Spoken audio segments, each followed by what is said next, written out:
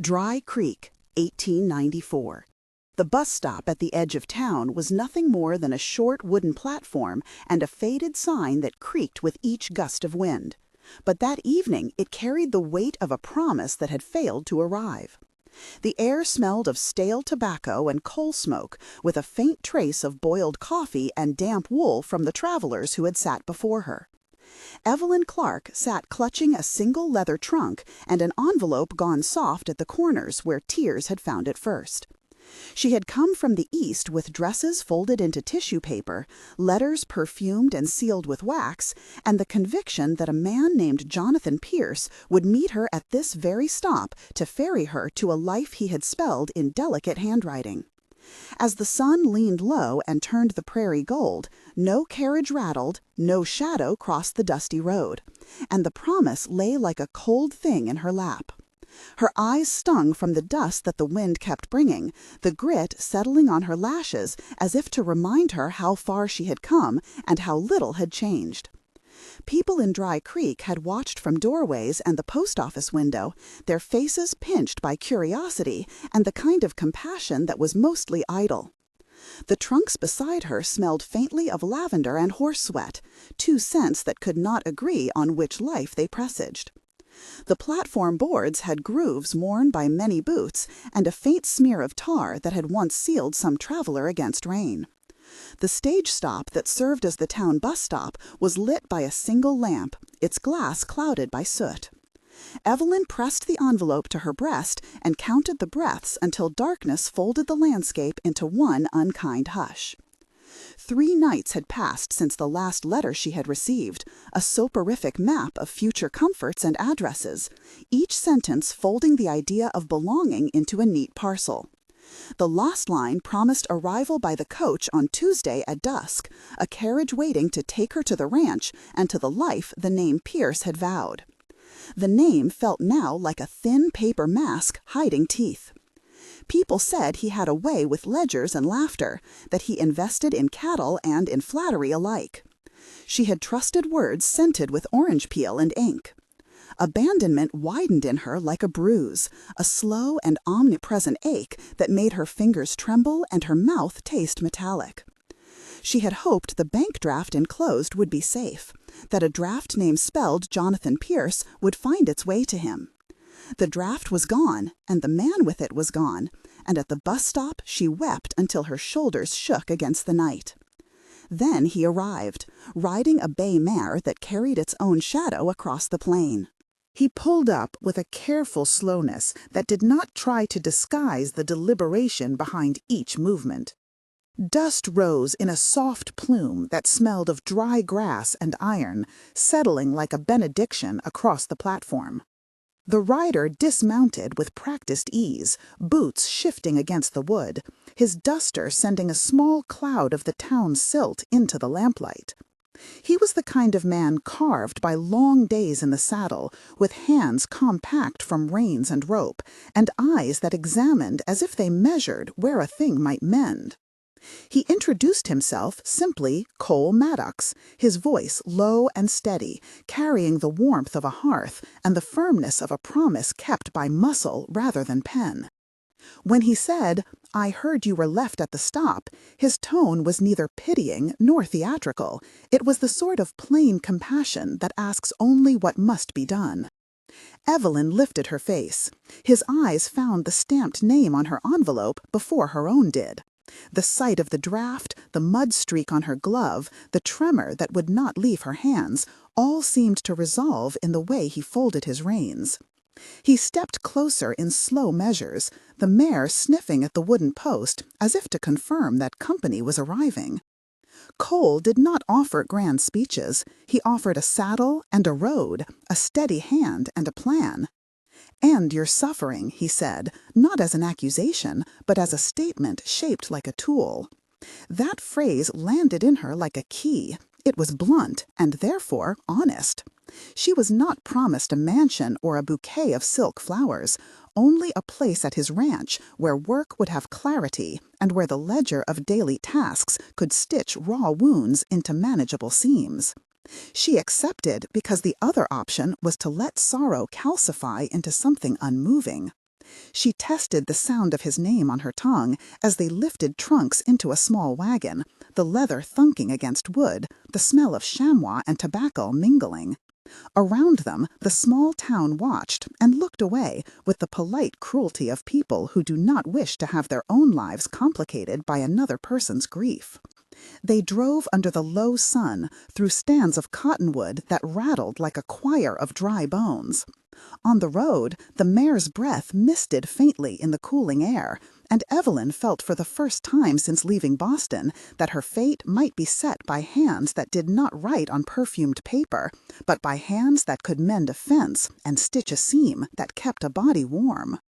The ride was not swift or pompous, it was a measured gait, like a promise made in work rather than in gloss.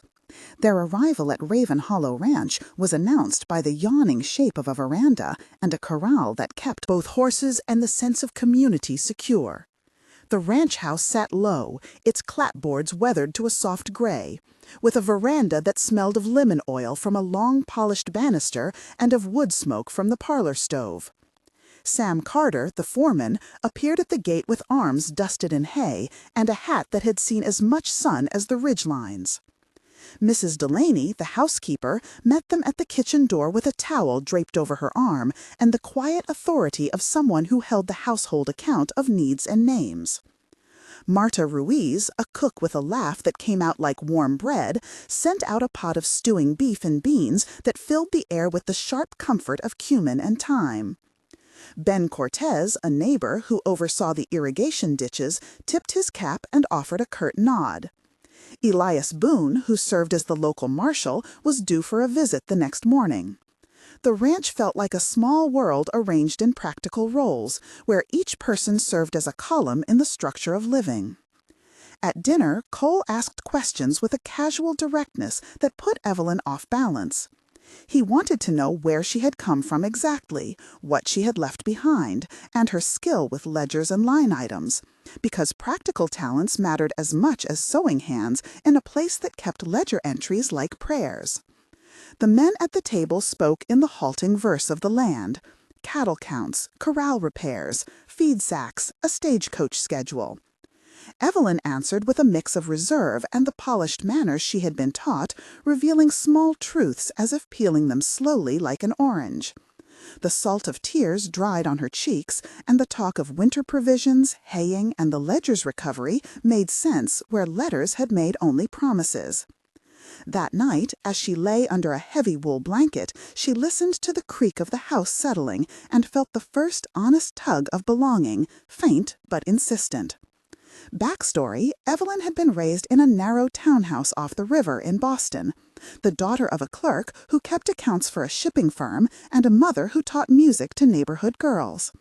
Her childhood smelled of coal and lemon oil, of ink, and of shawls hung to dry on the line. She learned arithmetic at a small desk and needlework in parlors where her hands acquired both neatness and patience. Her education was modest and proper, tempered by summers spent helping her father with ledgers, balancing columns while the city thundered beyond their window. When fever took her father, she kept numbers as a way to keep his memory close, letting the evenness of sums calm the chaos within. She married the idea of Jonathan Pierce not because she mistook him for love, but because his letters presented a tidy life, a draft that would secure her standing and purpose, the chance to steward a household. When the fever left scars on her family, she took a job in a small merchant's shop and learned to wrap goods with the same precision she used to wrap her thoughts into polite sentences. She read legal language for clients and memorized bank procedures, until one day Pierce's scripted assurances arrived like a new map out of the city. The choice to leave was not naive, it was deliberate, a step toward being the woman who could manage house and ledger on a distant ranch. In Dry Creek, where she had imagined a veranda and a hearth, she found instead a platform and a silence. That silence taught her to listen for the small details that spoke of character. Evie, as they called her at the table, learned quickly who kept their word, by how their chairs were left at night, by whether a cup was returned to the shelf or left washing. Her need to count, to order, to make numbers hold steady became her compass in a world that otherwise offered only rust and rumor. Backstory Cole had been born in the shadow of mesas, the son of a saddle maker who taught him to trust leather and wood and the seams where things were mended. The smell of tallow and dye was his first language. He rode before he walked, learning to read the land by the way grass bowed to wind and how a river kept its secrets. He had been a ranger for a short season, a job that required keeping a steady eye on the borders of a county where law often arrived late and rough men arrived early. The work taught him to read lies as if they were footprints in dust. A marriage that promised comfort and a homestead fell apart when his wife's nerves frayed under the cruel loneliness of frontier life. She left for the East, and with her went a small fortune in furniture and the last hope Cole had of settling in clean, ordered prosperity. After losing the marriage, he briefly worked with a Pinkerton agent from time to time, tracking a few missing animals and a pair of counterfeiters through a line of towns. He was never a detective by trade, only by inclination. His hands bore calluses from saddles and from ledger edges because he balanced numbers at the ranch when he was called to. And the habit of counting saved him when deeds had to be proved and when men tried to claim what was not theirs. The ranch at Raven Hollow had been his refuge and his responsibility. He had stayed out of romance since the divorce, because love in his world often ended in the sort of abandonment he had lived through. When he saw Evelyn at the bus stop, something in him tilted toward a promise he had not thought himself capable of making, the promise to end suffering by bringing order and shelter rather than by grand declarations. Their days settled into routine. Evelyn learned to mend tack alongside Marta, to count cattle with Sam, to balance feed orders, and to keep the ledger that tracked the ranch's thin fortunes. She relished the tactile work of pen and ink, the way numbers had weight and consequence. The foreman kept her on mornings when the wind came in with grit, teaching her how to look for the curl under a hoof that signaled a stone bruise. Sam Carter was a mountain of a man with a laugh that announced itself and a temper that was mostly used to shoo coyotes and not to scold. Mrs. Delaney taught Evelyn how to scald jars for preserves that would see them through winter, and how to fold a shirt into a trunk so that it did not wrinkle. Ben Cortez, who handled irrigation, taught her how water could be coaxed like a secret into giving what it had. Each person named contributed not only labor, but a fragment of belonging. The antagonist, Jonathan Pierce, was not far away. In town, he moved with practiced ease, a suited man who frequented the saloon and the bank, smiling in a way that made people sign bills and hand over their gold. He had left Dry Creek for a season the week before Evelyn arrived, but not before he had inserted himself into a ledger of debts, acquiring a bank draft and a set of promises that smelled of opportunity. Word traveled through the Marshals' network that Pierce had been seen in another county promising another heiress a life of domestic tranquility while profiting from the ledger of their trust. He was clever with a quill and confident in public. He had an assistant named Horace Lyle who kept watch for nosy creditors and who could falsify a receipt with a brace of letters. Pierce's house on the edge of town was neat and scrubbed, but it had the faint odor of varnish over neglect, as if polishing could cover a lack of moral glue. Investigative process. When Cole and Evelyn discovered discrepancies in the bank draft and in Pierce's Clinton's deposits, they petitioned the Dry Creek Bank for ledgers and copies of the draft's endorsements. The bank clerk produced a stamped affidavit and a carbon copy of the draft, and Marshal Elias Boone issued a subpoena compelling Pierce to appear. The small technical steps included verifying the draft's serial number, cross-checking endorsements in the bank ledger, and filing a sworn statement to hold the draft in custody pending inquiry. These legal actions required signatures, seals, and the marshal's written notice, which forced Pierce to answer or face a warrant. The first real confrontation came in the saloon, where Pierce held court like a man who believed cheer and coin were the same thing. Cole and Sam went to the saloon at dusk, the smell of spilled ale and cigar. Smoke heavy in their nostrils. They sat at a table near the stove where the heat kept the chill at bay, and Pierce came over with a practiced smile. The dialogue between Pierce and Cole stretched like a taut rope of tension. Cole said, "You have a draft with Evelyn Clarke's name on it." Pierce said, "I have many drafts." Cole said, "One of them belongs to a woman who came to your bus stop and found only lies." Pierce laughed and said, "Lies are often more fashionable than truth in this climate." Sam intervened with a grunt. "Are you going to hand it over, or are we going to the marshal?" Pierce's smile thinned. "I hold nothing that is unlawful," he said. Cole leaned forward, his voice a low instrument. "You either hand the draft to the bank, or you hand yourself to the law." The room listened. Pierce named Horace as a witness and swore that any claim would be repaid in time. Cole counted on the quiet presence of Elias Boone, who stood up and said, "Mr. Pierce, you are summoned to appear Monday before the court." The line of talk included 10 exchanges that wandered through accusation, denial, threats, and the kind of thin bravado men use to cover the fact they fear consequences. Evelyn found herself in the center of a social calculation she had no appetite for. She practiced her speech in the kitchen, where Mrs. Delaney taught her the virtue of phrasing. When she confronted Pierce in the bank, her voice shook, but her words did not. "You promised me a home," she said, with the arithmetic of a woman who has had to balance grief. Pierce touched a hand to his chest as if surprised and said, "My dear woman, you misunderstand." He offered to settle in installments and to transfer certain claims to her name, but the way he spoke suggested contingency and escape. The bank manager, Mr. Whitcomb, was a thin man whose eyes measured risk and who held the ledger with a sort of religious care. He examined the draft and said, "The endorsement is unclear. The clerk could not find a matching withdrawal. There was a legal verb that could force an immediate hold if Pierce's signature could be proved false."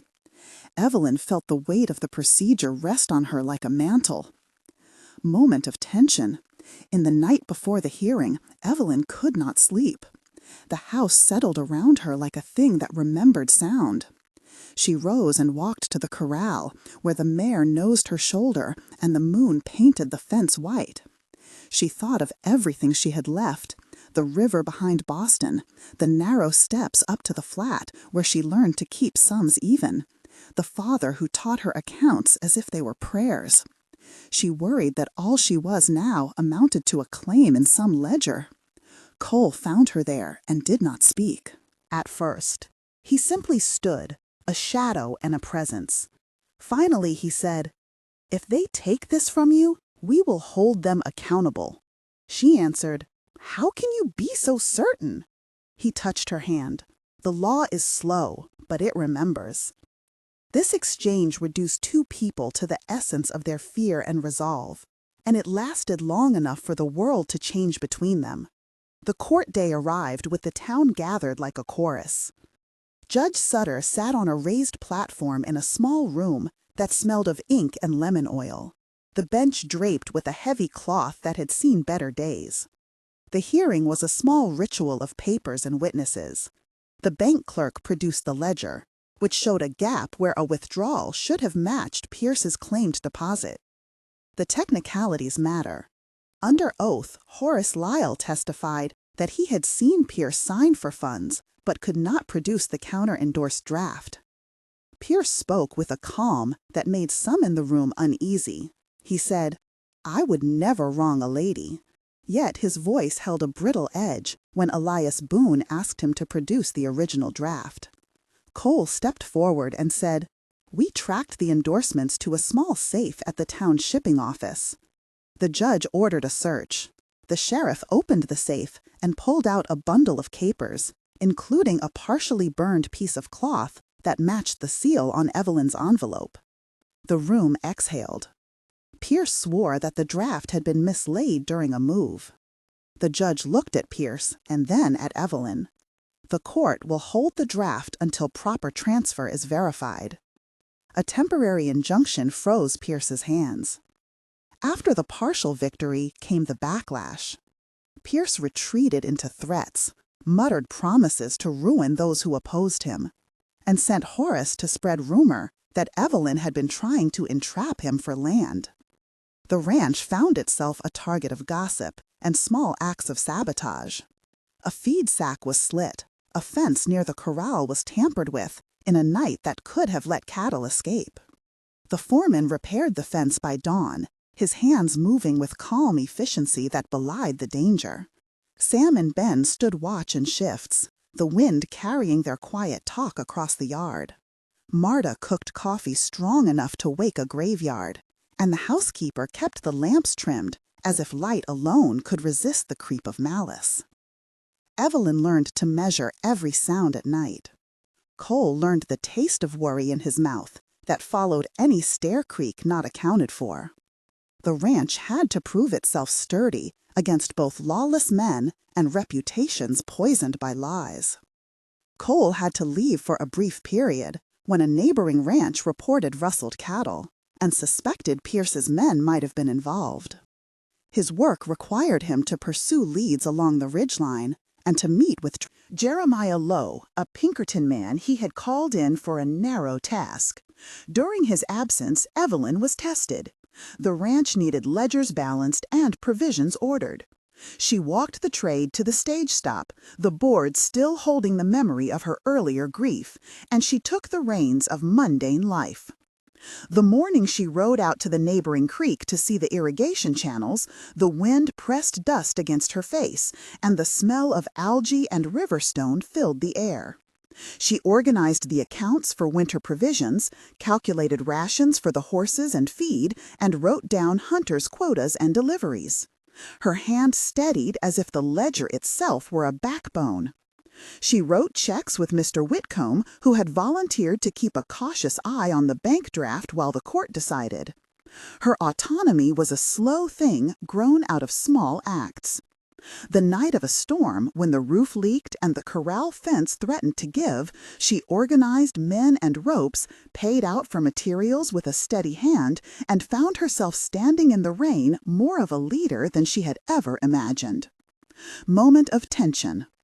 The trial turned ugly when Horace Lyle produced a witness who claimed to have seen Evelyn at a distant tavern the night before the stagecoach arrived in Dry Creek.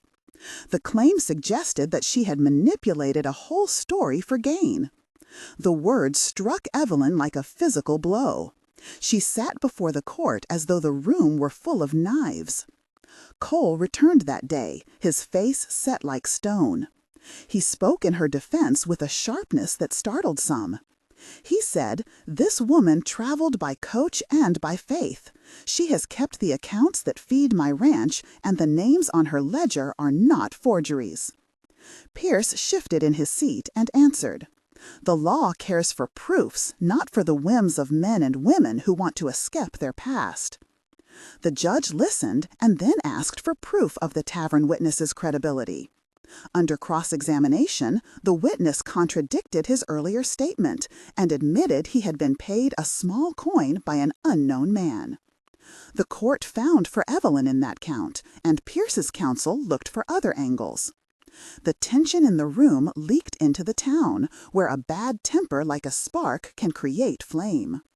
The capture of Pierce was not a grand pursuit. It was the result of a small set of moves that required timing and the kind of practical knowledge the ranchmen had. Cole, with Jeremiah Lowe, rode out at dawn to Pierce's claimed storehouse on the edge of a neighboring township. They found Horace Lyle loading trunks and heard laughter that did not belong to honest work. The process of taking Pierce into custody involved a warrant and the cooperation of the marshal. Cole and Jeremiah described the mechanics to the marshal. The drafting of the warrant required the marshal to sign an affidavit based on the declarations obtained in court, and the deputy served it with a citation for fraud and falsification of signatures. They found documents hidden under floorboards and a safe containing copies of drafts with inconsistent serials. Pierce attempted to flee, but was taken into custody when a deputy blocked the stable gate. He went quietly at first and then erupted, cursing the men for what he called a conspiracy. He had not expected to be forced into a legal net. The trial that followed was the sort of thing that turned a frontier town into a careful place. Witnesses took the stand, including Horace, who, in a fit of frightened honesty, described the extent of Pierce's manipulations. He spoke of forged signatures and of a scheme to acquire claims in name alone while selling promises to those who had few protections. The defense tried to paint Pierce as a gentleman misread by spiteful neighbors. The materials from the safe were compared against bank ledgers, and eventually the final proof came from a simple detail: a smudge of orange peel oil on a paper that matched the faint scent on Evelyn's envelope. The judge ruled that the draft had been fraudulently endorsed and ordered restitution. Pierce was fined and sentenced to a period in the county lockup and to repay the funds as best he could. In the aftermath, he tried to sell off properties, but the town's jury of reputations withheld trust, and buyers were scarce. The resolution rippled into daily life as both a relief and a new set of responsibilities. Evelyn reclaimed the draft and arranged with Mr. Whitcomb to place the funds in a joint account with Cole, a practical solution that would secure both household and ranch. They went to the bank, where the ledger was updated, signatures taken, and a deed transferred into both their names. The physical act of signing felt momentous and left ink stains on Evelyn's fingers that she would later recall as a mark of ownership. The housekeeper sewed curtains that matched the porch, and Marta made a celebratory stew. The neighbors dropped by with supplies and a kind of cautious approval. Even Judge Sutter remarked in passing that the law had been served and that the court hoped the town's sense of decency would be restored. The romantic arc was never theatrical. It was practical and slow, like the mending of a fence. Cole did not serenade Evelyn. He brought her a saddle that fit her form and taught her to tack a horse. They had conversations that lingered on the mundane and the intimate, 10 exchanges at times where nothing was said between lines because silence had become part of their language. One evening, after a long day mending fence rails, Cole said, "You handled the bank man with a trader at the docks." Evelyn smiled. "How is that a compliment?" "It means you know how to protect what matters." She teased him about his reluctance to speak of feelings, and he confessed, "I am wary. Love out here often comes with hunger in its teeth." They argued about small things, about paint colors for the parlor, and about whether to take the mare to town or to send a cowhand. They bickered in ways that made their partnership feel real. When Cole fell ill after a fever contracted while on watch during a rain, Evelyn stayed by his side and nursed him with broths and wet cloths to cool his brow. Her hands learned his breathing pattern, and she read the small shifts that signaled recovery. Moment of tension. A shadow remained in the form of Horace Lyle, who, angry and ashamed, attempted one last act of vengeance. He rode to town with a claim that Pierce had been framed by Cole and Evelyn, threatening to reopen the case if not paid a sum. Cole confronted him at the edge of town in a short conversation filled with threats and apologies and a bristling honesty. Horace said, "I was paid to sign, and I was paid to keep quiet." Cole said, "You can swaddle that guilt in coin, or you can tell the truth." Horace, trembling, chose the latter. He confessed in front of the marshal to the payments he had received, and the court sealed the outcome.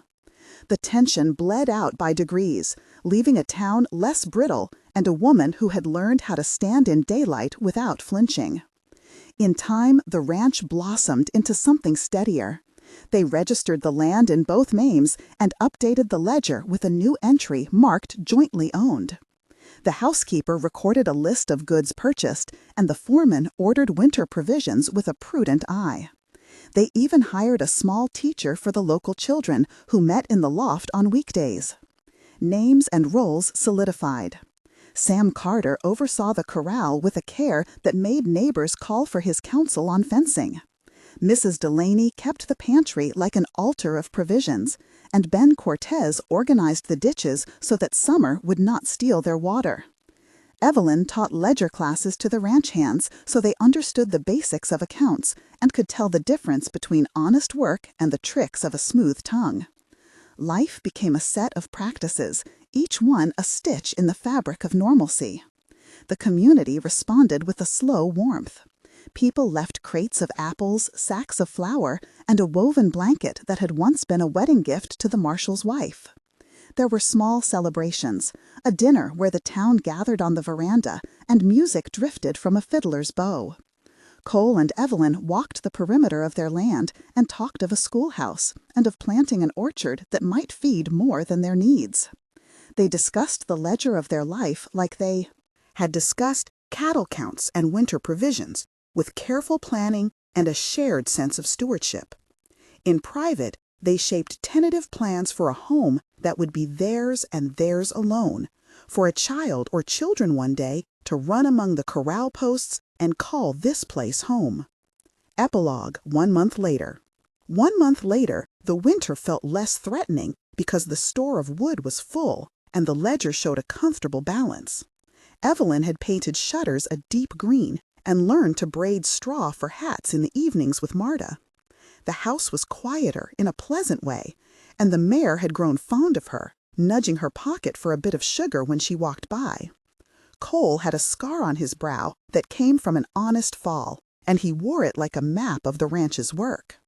The town came for a small supper, in which Judge Sutter made a dry toast to common sense and to the endurance of those who did not give in to rancor. People stayed late under the veranda and spoke of small harvests and new fences. Evelyn kept the ledger on a shelf in the parlor where she could reach it like a Bible. She read the entries and found that numbers could be kind and that ledgers could host futures as well as accounts. Epilogue 3 months later. 3 months later, they planted an orchard along the upper ditch, saplings that bent in the breeze and promised fruit in future summers. The bank draft had been placed in a secure account at Whitcomb's Bank with joint signatures, preventing any single voice from claiming all. Cole took Evelyn to register their names as owners, and the clerk stamped the deed with a smear of ink that gleamed under the lamp. The neighbors helped to set fence posts, and the children of the town played among hay bales as if the world could be mended by the pure insistence of small feet. Evelyn taught a ledger lesson under the shade of a cottonwood, and men who had once balked at her Eastern manners now asked for her advice on keeping feed ledgers straight. She laughed more and worried less, though the old caution in her did not entirely leave. Epilogue 6 months later. 6 months later, the ranch had a new outbuilding for winter provisions, and the corral had been extended to accommodate more stock. A small child's laughter filled the house for short periods because a neighbor's nephew had taken to visiting and had made a game of hiding behind barrels. Cole and Evelyn announced in a quiet way that they would be expecting a child the following spring, and the town responded with a blanket and a new cradle. They recorded in the ledger plans for a schoolhouse fund and for improving the stage stop so no traveler would feel as Evelyn had on that first night. The housekeeper kept a careful list of winter supplies, and the foreman ordered seed for an orchard that would someday shade small hands. They set the deed to the ranch in both names permanently, signing in the bank with ink that left a smear on Evelyn's finger, which she wore like a ring of proof. In the end, they built a home not out of promises, but out of accounts that were balanced and hands that worked. The final line of this story is not a trumpet, but a sentence that rests like a stone set neatly into a wall. Evelyn no longer sat with a sealed envelope pressed to her breast. She kept instead a ledger that bore her name and Cole's, and a porch seat that creaked in the evening with 2 bodies who had learned to take turns watching the horizon. The final line of this story is not a trumpet, but a sentence that rests like a stone set neatly into a wall. Evelyn no longer sat with a sealed envelope pressed to her breast. She kept instead a ledger that bore her name and Cole's, and a porch seat that creaked in the evening with 2 bodies who had learned to take turns watching the horizon. The bus stop where she once wept still stood, a little wobbly and more honest for the wear of seasons. A child would one day trace the letters of their names on the deed and ask, "Whose hand wrote that down?" They would answer, "Hands that mended and counted and kept faith by work." Evelyn had learned that waiting was not an end, but a beginning. And Cole had learned that shelter could be more than walls. In the wide plain where promises form and sometimes fail, they learned to build something steadier than a letter, a life written together in the margins of a ledger and in the everyday muscle of caring for a place to belong. If you ever felt a promise break, remember that a steady hand and a counted sum can make another promise hold.